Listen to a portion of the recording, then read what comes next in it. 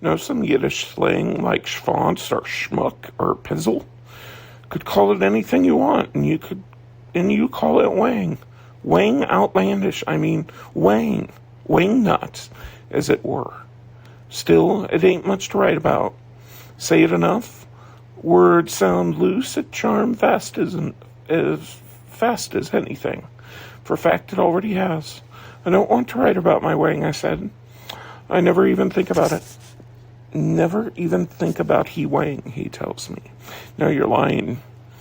Don't matter anyway. Point is, you want to write about some boring things. Fine. Just don't make me feel you boredom. I don't read because I want to get bored. Take this root, he said. He pulled a root from the bag around his neck and put it in my hand.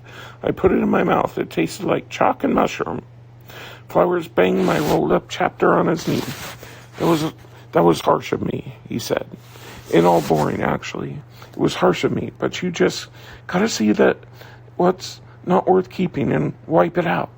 I said, I can't tell what's not worth keeping. 'Cause you too obsessed with being methodical, Flowers said. Systematical. I wish you'd quit. Except, I guess that's like asking a bumblebee to leave some pollen alone. Click, click, click, he said. It was one of my favorite things that Flowers would say. It was supposed to be the sound of thoughts gathering. And when he made it, and then he'd forgotten he wanted to say what he wanted to say next, but he wanted you to give him a second to think about what it was before you interrupted him, like spoken ellipses, like he was trailing off. He would return in a moment with something important. Usually when he'd return, the subject of what he was talking about before would be changed a little. Click, click, click, Flowers said, and then, main thing is it sounds like you got to find the chink in the system, Gurian. He said, find that chink and exploit it. I said, exploit a chink and my scripture gets better? Secondarily, yes, he said. What I'm talking about is life will get better, though. This cage sounded like prison. Flowers was right. I reread the chapter, and the whole thing was swollen, full of abstract words like desperate and hopeless and anguish and mental. The whole thing was static. The whole thing was suck. I'd never skip a paragraph in a book I was reading. I was too afraid to miss something important, but sometimes I wish I was the kind of person who would skip a paragraph, because then all I do is read the dialogue and the action. Those were the only parts of books I ever really enjoyed. The conflict parts, the parts where people act on things and words and other people. All the other parts seemed there to be gotten, though. Too many nouns and adjectives, too few verbs. This chapter was the kind that made me wish I was a skipper. I threw it away. I wiped it out. And then, the next school day, I searched for a chink. For a little while, I even thought I found one. Late in the afternoon, I witnessed my first hyperscoot. 3 kids scooted their chairs in rapid succession, each one loudly groaning the floor. And then a couple other kids groaned the floor with their own chairs, and then another, making 6 kids groan the floor in less than 10 seconds. No one went over their tape line, so no one got in trouble. What was even more interesting to me than that, though, was how the second 3 scooters never even got seen by Bota or the teachers, who were too occupied with checking to see if the first 3 were in violation of the tape rule. And not only that, but a lot of us revolved to watch the action after the first 3 groans, and none of us got steps for breaking the face forward rule, since we were done breaking it before the robots were done failing at trying to figure out who the second 3 scooters were. As soon as school let out, I asked Nakamuk about it.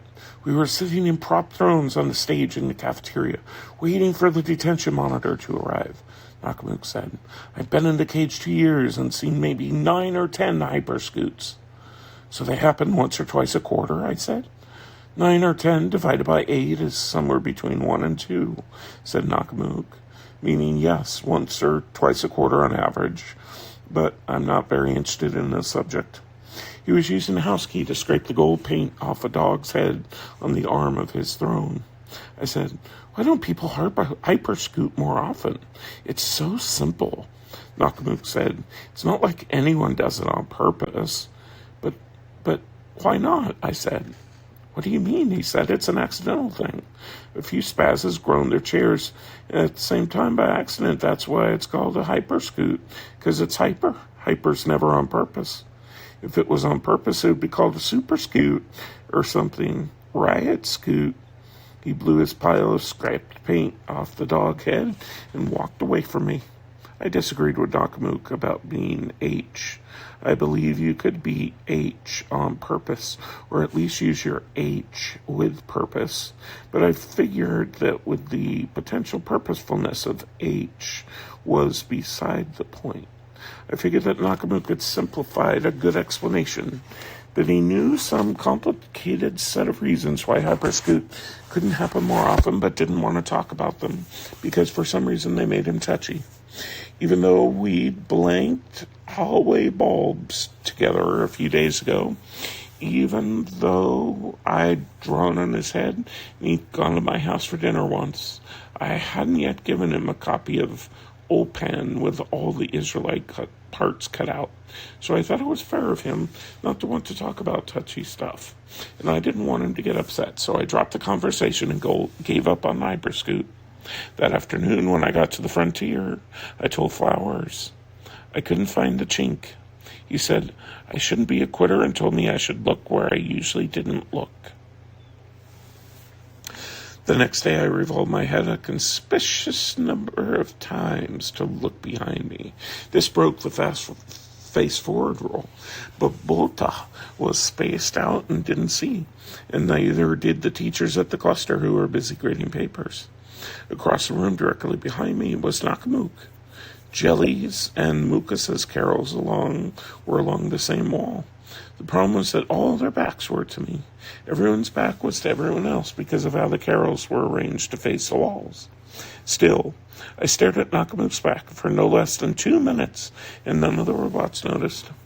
I thought of throwing something at Nakamuk's neck so that he'd turn around, but whatever it could have been would have to be heavy enough to travel the length of the cage, while also being light enough not to hurt Nakamuk, which didn't leave me any options other than a very compressed ball of paper bound with Scotch tape, which would be inaccurate to throw, noisy to crumple, and also, since it would have to pass the teacher cluster in flight, too large and white to sneak under the robot's radar. Plus, then there'd be this ball of paper on the floor.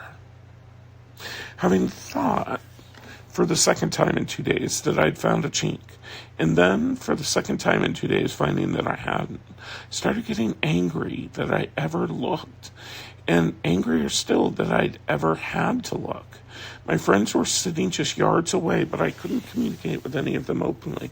Rather, I could communicate with any of them openly. All I would have to do is use my voice, but I would get in trouble if I did. And that I was expected to accept that was what? An insult? One of 1,000 that went with being in the cage. And I did accept. All of us did. That was the thing. That was the thing that started to eat at me, even though I didn't understand it yet. This is the thing that was starting to eat at me. Wow. It literally repeated the same sentence. That was the thing that started to eat at me, even though I didn't understand it. This is the thing that was starting to eat at me, even though I didn't understand it yet.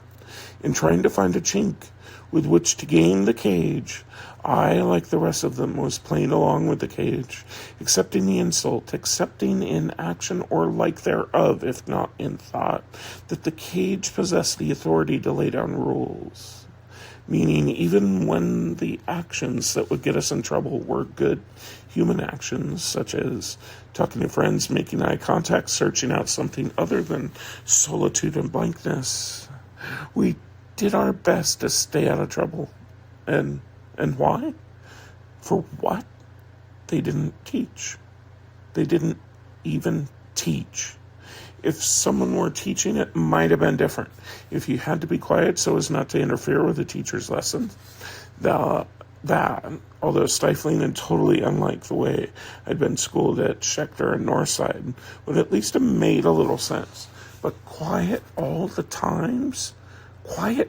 times, though no one was speaking, let alone about anything you'd be better off knowing, plus always facing forward away from the teachers. The cage manual said that the students in the cage were there to learn through self-direction. But all that meant was that since we were all in different grades, with different abilities, there was no way for the teachers to give us group lessons. What they did was give us individually tailored writing assignments and readings, and then tutored us on an as-needed basis at the teachers' cluster. If you had a question, you could raise your hand and wait to get called upon. But since the teacher cluster was in the center of the room and your back was to the cluster when you faced forward, you couldn't tell if the teachers had seen you raise your hand until they looked and called upon you to join them. You just had to wait, arm held high. Newer students often tried to groan the floor inside their tape line to get teachers to look in their direction and see their raised hands. But this drove people crazy, teachers and students both. And Bota called it aggressive squeaking, and aggressive squeaking broke the quiet at all times rule. Those words, aggressive squeaking. They got me explosive, and just before third period on that second day of my search for a chink, I couldn't stop hearing them inside my head. Aggressive squeaking, and I probably would have exploded by fourth, but my nose beat me to it. My nose had to sneeze. I didn't like anyone to see me sneezing, so I revolved to face forward and sneezed into my corral, and Bota said, "God bless you." And I thought, God damn you. And within half a second, I discovered the chink and how to exploit it. For as though Bota had said, God bless you, I'd revolved in my chair, breaking the face-forward rule once again. And I'd found that he is just as spaced out before. Despite my sneeze and his automatic blessing, he wasn't even looking in my direction. Neither were the teachers. Sneezing drew no real attention. It took me less than 5 minutes to work out a sound code. At lunchtime, I handed it out to those concerned. I would cough when I wanted Benji's attention, fake sneeze when I wanted Vincey's, clear my throat to signal mucus, pop my spine nodes for jelly, sniffle for Levon, and wheeze for Manji. Without knowing sign language, there wasn't much we could say once we were facing each other, so we resorted to gestures that didn't mean what they seemed to. We shook our fists, thumbed our front teeth, dragged fingers across our throats like knives.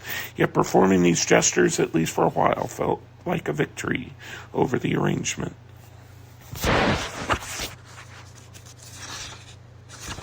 Within a few days of the sound code's inception, though, all of the cage had caught on to its rudiments, and everyone likes to see the rules get broken, so whenever I made a body noise, half the room would break the face-forward rule to see what I'd do next, and Bota would notice, and then he would yell and hand out some steps.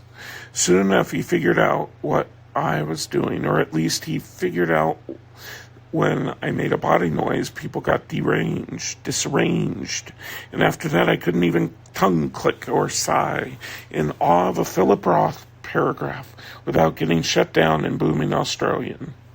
The most important thing, though, at least to me, at least at the time, was the new way that I'd learned to think about chinks, since there were spaces between the rules.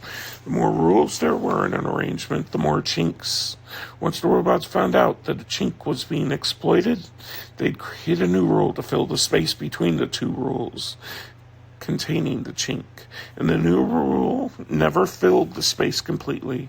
There was always space between rules, and so what happened was that every time a new rule got shoved between two old ones, two new spaces would arise, two new chinks, one on either side of a new rule, so that Rule 1 had a chink between it, and 2 would become Rule 1A, chink. Rule B, chink. Rule 2. The two new chinks would be narrower than the one they'd replaced, but they would still be chinks. So the more that exploited chinks got filled with rules, the more chinks there were. It was hard, however, to keep finding the chinks. It was even harder than that to exploit them in a way that was fun. Once the sound code failed, we tried a time code, i.e. we agreed that at certain times we'd revolve to face each other. Benji and I, for example, agreed that we would revolve at every 11th, 17th, 31st, and 53rd minute of the hour, whereas Vinci and I would revolve at the 2nd, 27th, and 45th minute, and Benji and Vinci at the 5th, 39th, and 58th minute. We arranged revolve minutes with Main Man and Jelly and Levon and Mangy too, but after a week the time code died. This was partly because people would get confused and revolve at the wrong time or face the wrong person, which caused a mutual and reflexive loss of faith, as Main Man put it, because when I revolted, you did not revolt with me. I became revolted, and I revolted less, which you revolted, and so you revolted less. But it was mostly because of how using the time code felt too much like obeying the rules. With the sound code, I'd been able to give the revolve signal whenever I felt like it. While with the time code, it was all arranged in advance, like recess. Recess could be good because unless you were banned from it like I was, you got to go outside.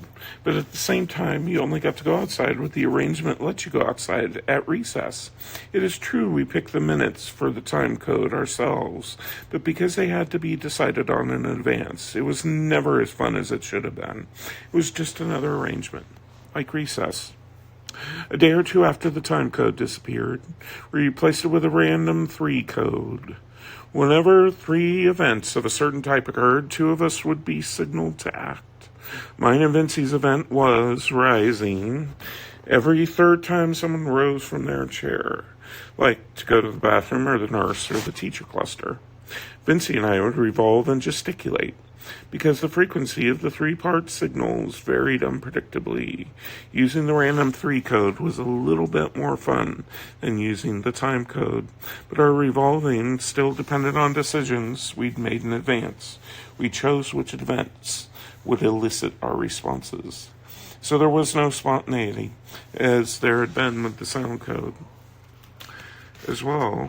And as with any other way we'd exploited the chinks, all we could manage in the way of communication was a gesture that, regardless of the movements of the hands comprising it, always meant the same thing. Look, I exist, and you exist too. But for the fact that you are seeing me, make it. This gesture is totally meaningless.